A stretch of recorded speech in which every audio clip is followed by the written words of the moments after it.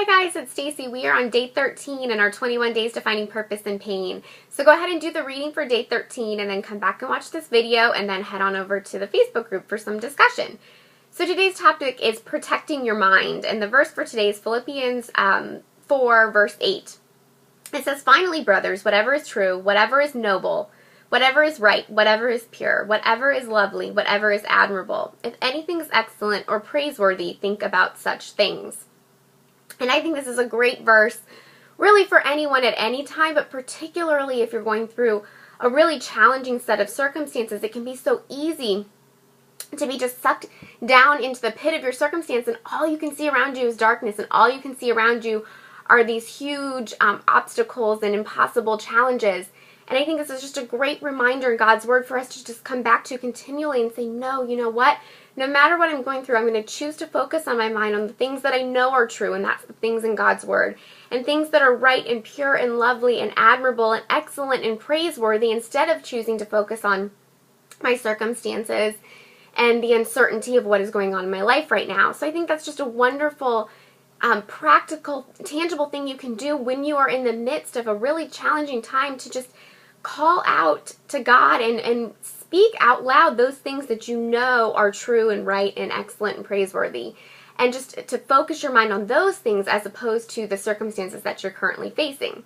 The other thing I talked about in today's reading is sort of protecting yourself from outside sorrow, which can kind of come about in a number of different ways. I know for me, a lot of times, especially with having health challenges, there were many months and many years where I had to spend the bulk of my day laying on the couch doing nothing. And so I spent a lot of time watching TV because there's just not a lot else to do when you're spending hours on a couch. And yeah, I'd read sometimes or, do different things, but a lot of times I was just in a lot of pain, and it's easy to watch TV because it's so mindless.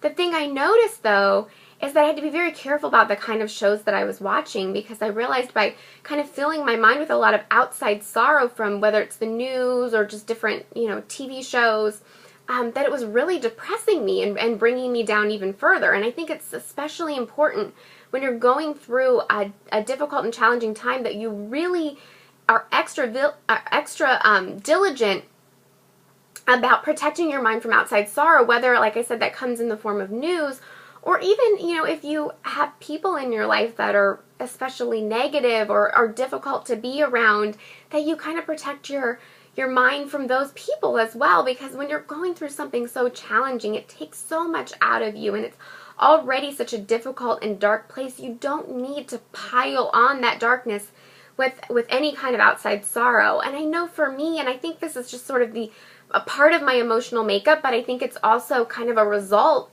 of living with 19 years of pain, is that I'm an extra sensitive person when I see sorrow or suffering or pain in other people. And that's fantastic, because I think it gives me a greater capacity to be a compassionate and empathetic person and be there for other people. But I also know for myself, and if I keep it kind of unguarded and I'm not, protecting my mind in the right way, that I can also easily open myself up to depression if I allow too much of that outside sorrow to come into my life, especially at certain times, when I'm already dealing with a lot myself. So I just think it's kind of a good reminder when you're going through something difficult to just really be extra careful about the kind of influences that you're allowing to affect you, particularly, like I said, with the media.